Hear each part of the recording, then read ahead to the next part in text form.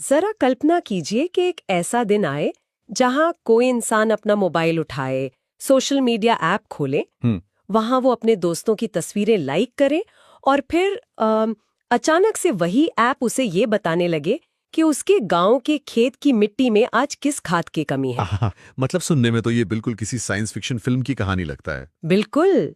या फिर सोचिए वही ऐप उसे अचानक से निर्देश देने लगे कि आज शाम का दूध किस डिब्बे में पैक करना है और कहाँ भेजना है। मतलब ये कोई बहुत ही अजीब मजाक लग सकता है। सही कहा।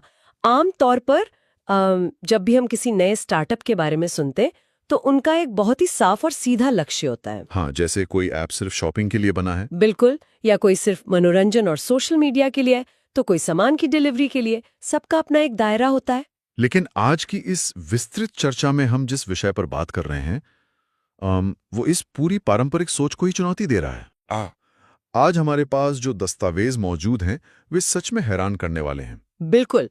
हम आज यूजमी नाम के एक नए प्लेटफॉर्म के पूरे बिजनेस प्रेजेंटेशन का गहन विश्लेषण कर रहे हैं। और ये कंपनी दावा कर रही है कि ये सिर्फ एक ऐप नहीं है बल्कि अपने आप में एक पूरी दुनिया है। देखिए, ये दस्तावेज वास्तव में एक बहुत ही अलग तरह की व्यापारिक रणनीति की ओर इशारा करते हैं और हमारे पास इस प्लेटफॉर्म के कई महत्वपूर्ण और एकदम ठोस स्रोत मौजूद हैं। हाँ, लीगल पेपर्स भी है ना इनके। बिल्कुल।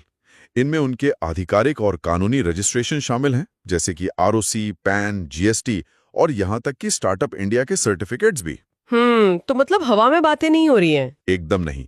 इसके साथ ही उनका पूरा विजन डॉक्यूमेंट, ऐप के काम करने का जो बारीक तरीका है और उनका आय का मॉडल, मतलब पैसा कैसे बनेगा और कैसे बटेगा, इसका पूरा कच्चा चिट्ठा हमारे सामने है। और इन सभी दस्तावेजों का गहराई से अध्ययन करने के बाद एक बात जो पूरी तरह से स्पष्ट हो जाती है वो ये है कि ये कोई साधारण ई-कॉमर्स वेबसाइट या कोई सोशल मीडिया ऐप नहीं है। सही कहा।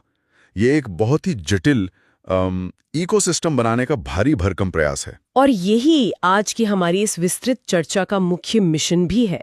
हमें आज ये समझना है कि कैसे एक सोशल सेविंग ऐप जो खुद को भारत का पहला ऐसा ऐप बता रहा है, वो एक ही डिजिटल छत के नीचे, मतलब social media, e-commerce, delivery logistics और सीधे किसानों को यानी एफपीओज को एक साथ जोड़ने की कोशिश कर रहा है। और इसके पीछे की असली व्यापारिक क्षमता यानी बिजनेस पोटेंशियल आखिर है क्या? बिल्कुल। तो चलिए इस पूरे मामले की एक एक परत खोलकर देखते हैं, क्योंकि एक विश्लेषक के नजरिए से मुझे ये देखकर सच में बहुत हैरानी हो रही है कि कोई एक ही प्लेटफॉर्म एक ही समय में लोगों की डिजिटल आदतों को भी कंट्रोल करना चाहता है। और साथ ही साथ हाँ, और गांव में जाकर खेतीबाड़ी और गाय भैंस के दूध से जुड़ा काम भी करना चाहता है। मतलब कैसे? यहाँ जो सबसे ज्यादा ध्यान खींचने वाली बात है वो है इनका ये इकोसिस्टम अप्रोच। देखिए, आज के डिजिटल युग में कई अलग अलग बिजनेस मॉडल्स को एक साथ जोड़ना एक बेहद चुनौतीपूर्ण रणनीति मानी जाती है। हाँ, अमूमन बड़ी से बड़ी कंपनियां भी ऐसा करने से बचती हैं। बिल्कुल बचती हैं, क्योंकि लॉजिस्टिक्स की चुनौतियां सोशल मीडिया की चुनौतियों से बिल्कुल अलग होती हैं। सही बात है। और जो कृषि क्षेत्र की परेशानियां हैं वो तो इन दोनों से भी बिल्कुल अलग हैं। लेकिन यूजमी ने इन सभी वर्टिकल्स को एक धागे में पिरोने का जो डिजाइन तैयार किया है उसका एक बहुत ही गहरा मनोवैज्ञानिक और आर्थिक कारण है। अच्छा, वो क्या? वे चाहते हैं कि यूजर की सुबह से लेकर रात तक की हर जरूरत उसी एक ऐप के अंदर पूरी हो जाए। मतलब उससे उनकी डिजिटल दुनिया से बाहर कदम रखने की जरूरत ही ना पड़े। बाप रे। तो चलिए फिर इस विशाल इकोसिस्टम के सबसे अनोखे और शायद मेरे लिए सबसे हैरान करने वाले हिस्से से शुरुआत करते हैं, इनके प्रोजेक्ट ग्रामोलॉजी से। हाँ, ये बहुत दिलचस्प है। जब मैंने ऐप के सामान्य डिजिटल फीचर्स को छोड़कर इस ग्रामोलॉजी प्रोजेक्ट के बारे में पढ़ा तो मुझे लगा जैसे सिलिकॉन वैली के किसी चमकदार टेक स्टार्टअप मॉडल को सीधे गांव की चौपाल और पसीने से भीगे खेतों के साथ जोड़ा जा रहा है। ये तुलना काफी सटीक है। हमारे स्रोत बताते हैं कि ग्रामोलॉजी भारत का पहला एफपीओ इमर्जन प्रोग्राम है। Farmer producer organisation, right? जी हाँ। और ये सिर्फ नाम का कोई प्रोग्राम नहीं है। दस्तावेजों में इसके तहत जो गतिविधियां शामिल की गई हैं वे पूरी तरह से जमीनी स्तर की और शुद्ध कृषि से जुड़ी हुई हैं। जैसे कि मिट्टी परीक्षण। बिल्कुल, मिट्टी परीक्षण और उसका वैज्ञानिक समाधान, जैविक खेती को बढ़ावा देना, वर्मी कंपोस्ट तैयार करना, दूध संकलन, मतलब मिल्क कलेक्शन भी। हाँ, और यहाँ तक कि किसानों को कृषि ऋण यानी एग्रीकल्चरल लोन मुहैया कराने जैसी सेवाएं भी इसमें शामिल हैं। एक सेकंड, एक ऐसे ऐप के लिए जो कैशबैक और सोशल मीडिया पोस्ट्स की बात करता है, ये बहुत ही जमीनी और बुनियादी स्तर का काम नहीं है। बिल्कुल है। तो यही तो मेरा सबसे बड़ा सवाल है। एक सोशल सेविंग ऐप को मिट्टी परीक्षण और दूध संकलन जैसे शुद्ध कृषि कार्यों में उतरने की क्या जरूरत पड़ गई? मतलब आप एक तरफ लोगों को मोबाइल रिचार्ज पर डिस्काउंट दे रहे हैं और दूसरी तरफ आप किसी सुदूर गांव में किसान के खेत की मिट्टी चेक कर रहे हैं। ये पूरी तरह से बेमेल नहीं लगता? पहली नजर में तो ऐसा ही लगता है। कोई भी टेक कंपनी इतना भारी भरकम और जमीनी सिरदर्द क्यों मोल लेगी भाई? देखिए, सतही तौर पर देखने पर यह वाकई एकदम बेमेल लग सकता है, लेकिन अगर हम इसके पीछे की असली व्यापारिक क्षमता और रणनीति की गहराई में जाएं, तो इसका कारण बहुत ही तार्किक और स्पष्ट हो जाता है। अच्छा, समझाइए। भारत में ग्रामीण अर्थव्यवस्था एक बहुत बड़ा और काफी हद तक डिजिटल दुनिया के लिए अछूता बाजार है। शहरी बाजारों में क्या होता है, जहां हर दूसरे दिन एक नया ऐप आ जाता है, वहां यूजर्स को जोड़े रखना बहुत मुश्किल है। हाँ, वहां तो भयंकर कंपटीशन है। बिल्कुल। लेकिन ग्रामोलॉजी के जरिए ये कंपनी सीधे तौर पर उस ग्रामीण आबादी तक पहुंच रही है जो भारत की अर्थव्यवस्था की असली रीढ़ है। किसानों को एफपीओ के माध्यम से इस डिजिटल प्लेटफॉर्म से जोड़कर कंपनी कोई समाज सेवा नहीं कर रही है। तो क्या कर रही है? वो दो बहुत ही आक्रामक व्यापारिक लक्ष्य साध रही हैं। वो दो लक्ष्य क्या है? इसे थोड़ा विस्तार से समझाइए ना। पहला लक्ष्य है वफादारी, मतलब लॉयल्टी। जब आप किसी किसान को केवल एक मनोरंजन का साधन नहीं देते, बल्कि उसे मिट्टी परीक्षण, सही खाद या उसका दूध सही दाम पर बेचने मदद करते हैं, तो वो एक तरह से जुड़ जाता है। बिल्कुल। तो वो सिर्फ एक ऐप डाउनलोड नहीं कर रहा होता है, वो अपने रोजगार और अपनी आजीविका के लिए उस प्लेटफॉर्म पर निर्भर हो जाता है।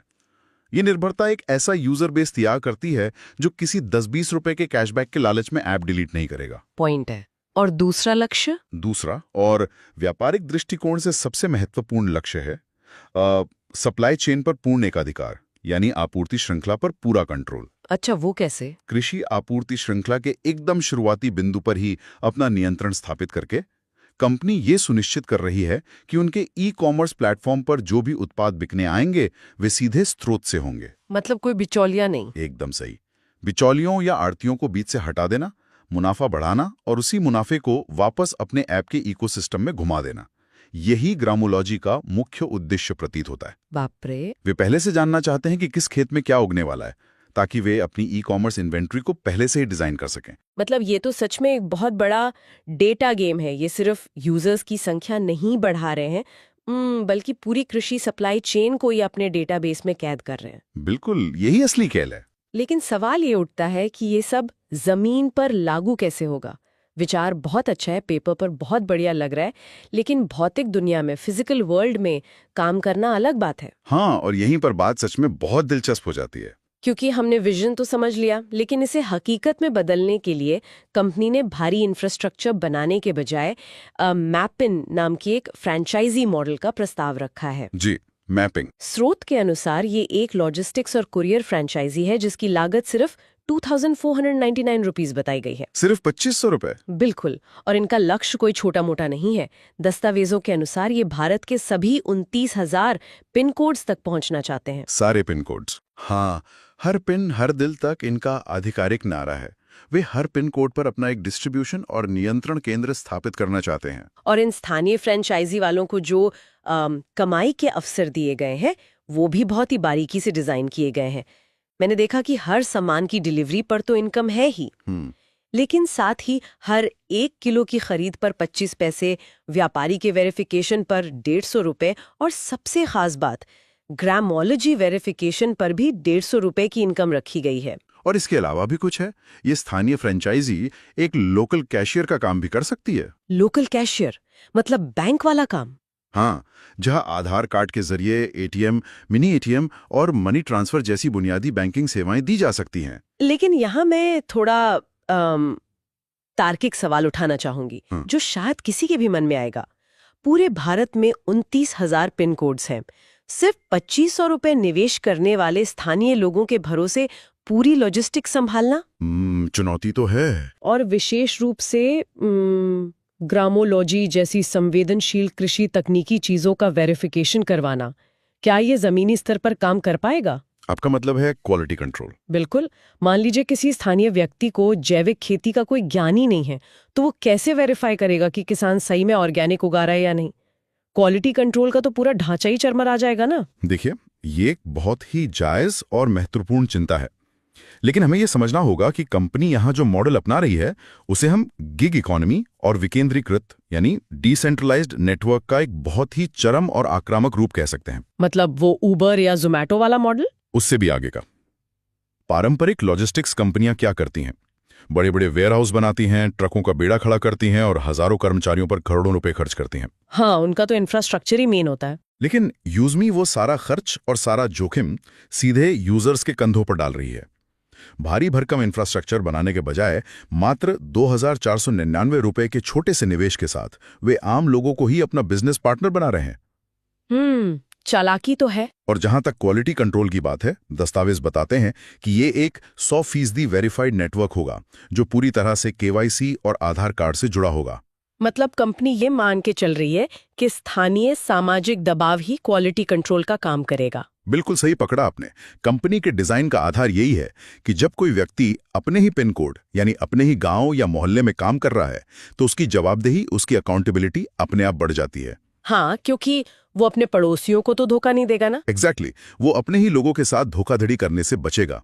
और ग्रामोलॉजी वेरिफिकेशन का मतलब ये नहीं है कि वो व्यक्ति अचानक से कोई कृषि वैज्ञानिक बन जाएगा। तो फिर वो क्या करेगा? इसका मतलब है कि वो स्थानीय व्यक्ति ऐप के एक तय चेकलिस्ट के अनुसार किसानों या उनके उत्पादों की पुष्टि करेगा, बस। अच्छा, मतलब ऐप उसे स्टेप बाय स्टेप गाइड करेगा। हाँ, और जो लोकल कैशियर वाला फीचर है वो तो ग्रामीण इलाकों में मौजूद बैंकिंग और कैश की कमी को सीधे तौर पर भुनाने की एक मास्टर रणनीति है। वो कैसे? इसके जरिए कंपनी हर घर, हर नुक्कड़ पर अपना एक मिनी बैंक खड़ा कर रही है, वो भी बिना कोई जमीन खरीदे या रिजर्व बैंक से कोई बड़ा बैंक का लाइसेंस लिए। कमाल है। एक तरह से 29,000 पिन कोड्स पर फैले हुए लोगों का एक ऐसा जाल जो कंपनी के लिए काम कर रहा है लेकिन कंपनी के पेरोल पर नहीं है। बिल्कुल। ये नेटवर्क तो खड़ा कर देंगे, लेकिन इन स्थानीय लोगों को भुगतान कैसे किया जाएगा? हाँ, ये सबसे बड़ा सवाल है। और उन्हें इस सिस्टम से बांध कर कैसे रखा जाएगा?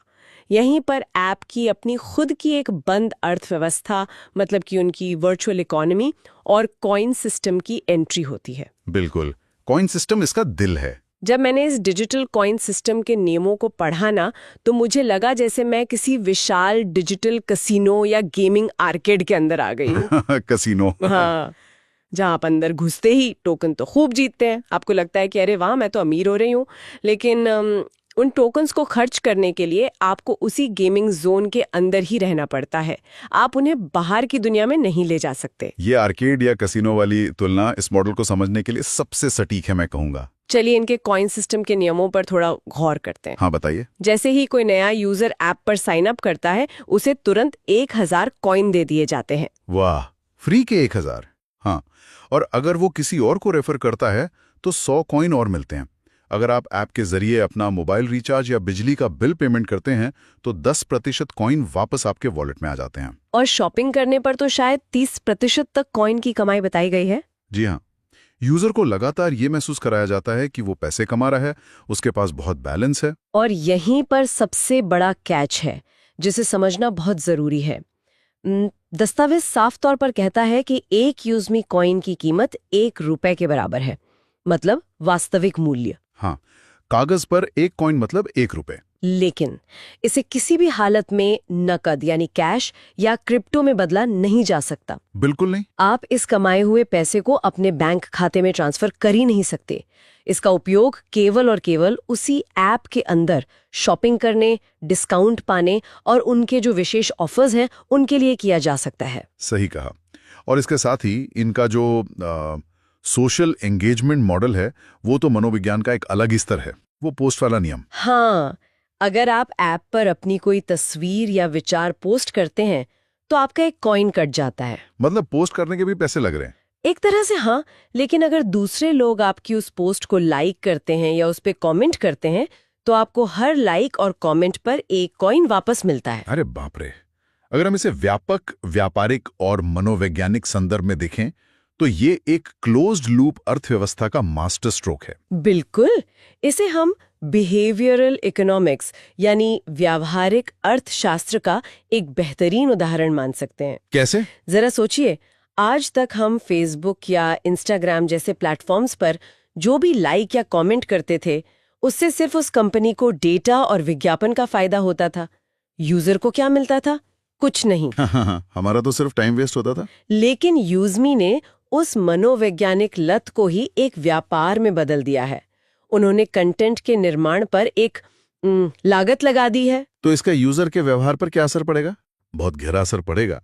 देखिए, जब पोस्ट करने पर यूजर की जेब से कॉइन कटता है तो वो लॉस अवर्जन यानी नुकसान के डर का शिकार होता है। अच्छा, वो डरेगा कि मेरे कॉइन कम हो रहे हैं। हाँ, तो वो सिर्फ कचरा या उबाऊ पोस्ट नहीं करेगा, वो ऐसा कंटेंट डिजाइन करेगा जिस पर उसे पूरा यकीन हो कि लोग उसे लाइक या कमेंट करेंगे, ताकि वो अपनी खर्च की हुई करेंसी वापस कमा सके। ओहो, ये तो एक तरह का सेल्फ पुलिसिंग सिस्टम है, जहां लोग खुद ही अपने कंटेंट की क्वालिटी बढ़ा रहे हैं ताकि उन्हें लाइक्स मिले। एकदम सही। और चूंकि ये करेंसी केवल आपके अंदर ही मान्य है, इसलिए यूजर को अपनी इस मेहनत की कमाई का फायदा उठाने के लिए यूजमी से ही शॉपिंग करनी पड़ेगी या रिचार्ज करना पड़ेगा। मतलब पैसा वहीं का वहीं घूम रहा है। बिल्कुल। ये पूरी तरह से यूजर को एक अदृश्य पिंजरे में अपने डिजिटल इकोसिस्टम के भीतर बांधे रखने का डिजाइन है। जैसे आपने कहा था, चिप्स कभी कसीनो से बाहर नहीं जाते। और इसी डिजिटल पिंजरे का पूरा फायदा उठाने के लिए और असली पैसा निकालने के लिए एंट्री होती है इनकी प्राइम मेंबरशिप की। हाँ, ये इनका सबसे बड़ा गेम है। स्रोत के अनुसार इस मेंबरशिप की कीमत 799 रुपीस है, जो कि लाइफ टाइम के लिए है।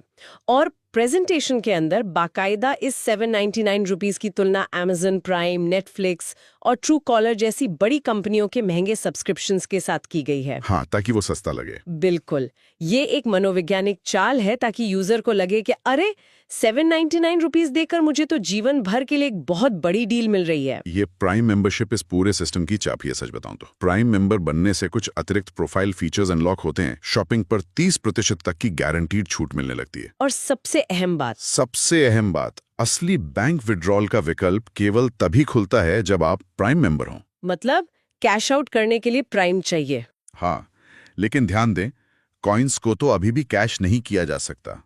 लेकिन इस बिजनेस मॉडल में आगे चलकर जो रेफरल या टीम बनाने से जो असली रुपए वाली इनकम होती है, उसे बैंक में निकालने के लिए आपका 799 रुपीस देकर प्राइम मेंबर बनना अनिवार्य शर्त है। तो इन सब का आखिर क्या मतलब है? जो असली पैसा इस 799 रुपए की मेंबरशिप से और ऐप पर होने वाले लाखों ट्रांजैक्शन से सिस्टम में आ रहा है, उसका बंटवारा कैसे होता है? ये सबसे बड़ा सवाल है। और यहीं पर हम इस प्लेटफॉर्म के सबसे आक्रामक, जटिल और शायद सबसे विवादास्पद हिस्से में प्रवेश करते हैं। विशाल स्केलिंग और इनका मल्टी लेवल इनकम डिस्ट्रीब्यूशन। हाँ, MLM मॉडल। स्ट्रोट के दस्तावेजों में 7 प्रकार के इनकम का जिक्र किया गया है। Referral level income, royalty income, reward income, repurchase income, team royalty, growth fund और यूजमी प्राउड फंड। बहुत सारे फंड्स हैं। और सबसे चौंकाने वाली बात यह है कि ये डिस्ट्रीब्यूशन कोई 2 या 4 लेवल तक नहीं, बल्कि पूरे 20 लेवल नीचे तक जाता है, जहां कंपनी अपनी कमाई का 70% डिस्ट्रीब्यूशन करने का दावा कर रही है। और इसके साथ ही इन्होंने लोगों को जोड़े रखने के लिए रैंक और रिवॉर्ड्स की एक पूरी सीढ़ी बना रखी है। वो क्रिएटर वाली। हाँ, क्रिएटर रैंक से शुरू होकर ये सफर यूनिकॉर्न रैंक तक जाता है। क्रिएटर बनने पर कुछ छोटे मोटे मोबाइल रिवॉर्ड्स मिलते हैं। और जैसे जैसे आप अपने नीचे लोगों की लंबी चेन बनाते जाते हैं, आपको कार, लग्जरी कार और अंत में यूनिकॉर्न रैंक हासिल करने पर 2.5 करोड़ रुपए के हाउस रिवॉर्ड का सपना दिखाया गया है। 2.5 करोड़ का घर। यहीं पर मुझे रुकना पड़ेगा और मैं इस मल्टी लेवल स्ट्रक्चर पर एक सीधा और तीखा सवाल उठाना चाहती हूँ। पूछिए। 20 लेवल तक 70% इनकम का बंटवारा करना और ऊपर से 2.5 करोड़ के घर और 1 करोड़ की लग्जरी कार जैसे भारी भरकम रिवॉर्ड बांटना, क्या ये गणित लंबे समय में सचमुच सस्टेनेबल हो सकता है? टिकाऊपन हमेशा एक मुद्दा होता है। वही तो। या फिर ये पूरी तरह से एक हाउस ऑफ कार्ड्स यानी ताश का महल है, जो लगातार नए लोगों के जुड़ने पर ही निर्भर है। क्योंकि अगर किसी दिन नए लोगों ने 799 रुपए देना बंद कर दिया, तो क्या ये पूरा सिस्टम ताश के पत्तों की तरह ढह नहीं जाएगा? ये एक बहुत ही महत्वपूर्ण सवाल है। किसी भी मल्टी लेवल मॉडल में सस्टेनेबिलिटी ही सबसे बड़ा और असली मुद्दा होता है। इसके जवाब के लिए हमें थोड़े आंकड़ों में जाना होगा। हाँ, प्लीज समझाइए। स्रोत में दिए गए 500 यूएसपी डिस्ट्रीब्यूशन कैलकुलेशन वाले चार्ट के पीछे के असली मैकेनिज्म को समझना होगा। हाँ, वो चार्ट जो 799 रुपए की प्राइम मेंबरशिप पर आधारित है। इसे थोड़ा आसान भाषा में हमारे लिए ब्रेक डाउन कीजिए ना। बिल्कुल, इसे एक झरने की तरह समझें।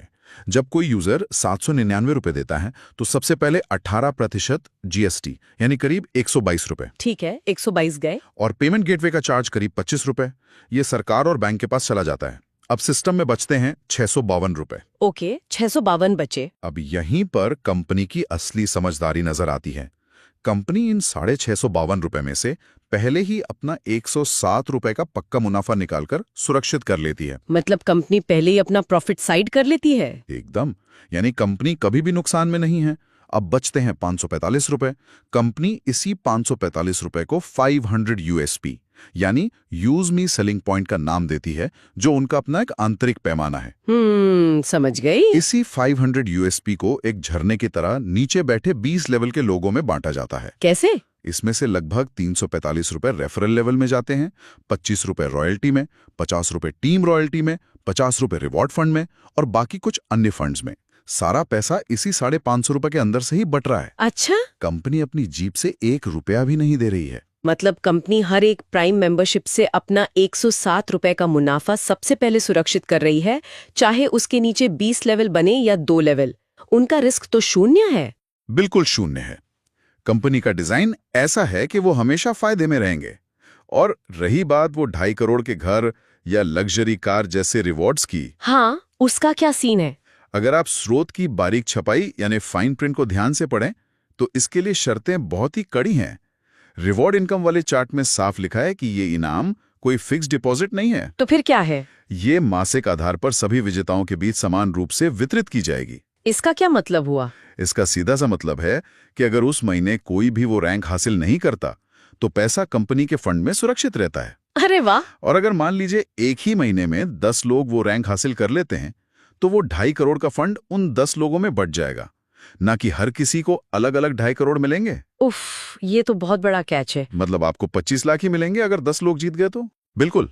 इसके अलावा इस मॉडल को लंबे समय तक चलायमान रखने के लिए कंपनी ने सिर्फ नए जुड़ने वाले लोगों पर निर्भरता कम करने की कोशिश भी की है। वो कैसे? इसके लिए उन्होंने मर्चेंट यानी दुकानदार इनकम डिस्ट्रीब्यूशन का एक बहुत ही दिलचस्प तरीका निकाला है। अच्छा, वो मर्चेंट मॉडल कैसे काम करता है? इसे एक उदाहरण से समझते हैं।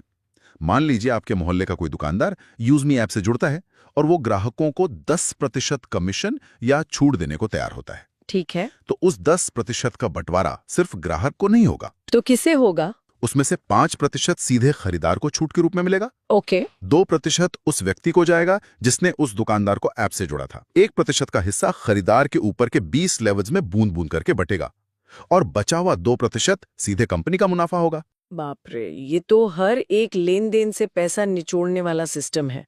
और जाहिर है इस पूरे मल्टी लेवल सिस्टम में लोग नकली आईडी बनाकर धोखाधड़ी करने की कोशिश भी करेंगे। बिल्कुल करेंगे, ये तो भारत है। शायद इसीलिए दस्तावेजों में इनकी पॉलिसियां बहुत सख्त रखी गई हैं।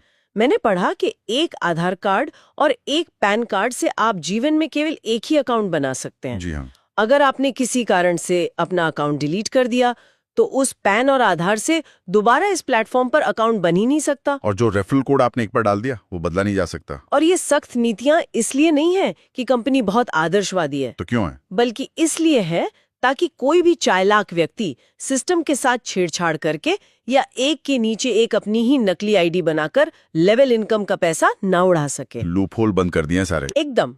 कुल मिलाकर ये एक बेहद आक्रामक नेटवर्क बिल्डिंग रणनीति है जो पूरी तरह से वॉल्यूम यानी लेन देन की भारी मात्रा पर टिकी है। जब लाखों लोग रोजाना इस ऐप पर अपना मोबाइल रिचार्ज करेंगे, बिजली का बिल भरेंगे और अपने आसपास के मर्चेंट से खरीदारी करेंगे, तो हर एक ट्रांजैक्शन से जो कुछ पैसे या रुपए कट कर ऊपर के 20 लेवल्स में जाएंगे, वही इस पूरे सिस्टम को लंबे समय तक जिंदा रखेंगे। तो अगर हम आज की इस पूरी गहन चर्चा को समेटें तो इन सभी दस्तावेजों से एक बात तो शीशे की तरह साफ हो जाती है। यूजमी कोई साधारण ऐप या कोई आम स्टार्टअप नहीं है जिसे आप बस फोन में डाउनलोड करके रखेंगे। बिल्कुल नहीं। ये एक ही समय में मनोवैज्ञानिक रूप से डिजाइन की गई एक क्लोज्ड लूप डिजिटल अर्थव्यवस्था है। ये बिना अपना पैसा लगाए 29,000 पिन कोड्स पर खड़ा किया जाने वाला एक विशाल लॉजिस्टिक्स नेटवर्क है। सही कहा। ये एक बेहद आक्रामक मल्टी लेवल रेफरल सिस्टम है और सबसे बढ़कर ग्रामोलॉजी के जरिए भारत के सुदूर किसानों की उपज और उनकी मिट्टी तक अपनी सीधी पहुंच बनाने का एक बेहद महत्वाकांक्षी प्रयास है। पूरे प्रेजेंटेशन का सार यही है कि उनका लक्ष्य यूजर को सिर्फ एक सुविधा देना नहीं है, बल्कि उस यूजर की पूरी दिनचर्या का एक अभिन्न हिस्सा बनना है। मतलब लाइफ को टेक ओवर करना है। बिल्कुल। वे चाहते हैं कि इंसान सुबह उठकर उनके ऐप पर अपना सोशल मीडिया देखे, दिन में उसी ऐप से अपनी रोजमर्रा की खरीदारी करे, शाम को मोहल्ले में उसी ऐप के जरिए डिलीवरी का काम या पैसे निकालने का काम करे, और गांव में उसी ऐप से अपने गाय भैंस के दूध का हिसाब रखें। जी, ये एक व्यक्ति की पूरी आर्थिक और सामाजिक पहचान को एक प्लेटफॉर्म पर समेटने की कोशिश है। और यही विश्लेषण हमें अंत में एक बहुत ही गहरे और सोचने पर मजबूर कर देने वाले विचार पर लाके छोड़ देता है। सोचने वाली बात यह है कि अगर कोई एक ही डिजिटल प्लेटफॉर्म किसी इंसान के सामाजिक जीवन, उसके विचारों, उसकी रोजमर्रा की खरीदारी, उसकी लोकल डिलीवरी की नौकरी और यहाँ तक कि उसके गांव के दूध और खेत की मिट्टी तक को पूरी तरह से एक ही जगह नियंत्रित करने लगे, तो क्या होगा? वही तो क्या हम इसे सिर्फ एक मोबाइल ऐप कह सकते हैं, या फिर ये हमारी पारंपरिक आजाद अर्थव्यवस्था के समानांतर चलने वाली एक पूरी नई डिजिटल समानांतर सरकार बनती जा रही है, जहां आपके नियम, आपकी आजीविका और आपका सारा डेटा एक ही बंद सिस्टम के पास है? ये सच में डरावना भी और दिलचस्पी भी। और अगर भविष्य में ऐसे सुपर ऐप वाकई जमीनी स्तर पर कामयाब हो गए, तो सदियों से चले आ रहे हमारे आजाद और खुले स्थानीय बाजारों का क्या होगा? इस विचार पर जरूर गौर कीजिएगा। आज की इस विस्तृत चर्चा में हमारे साथ जुड़ने के लिए शुक्रिया।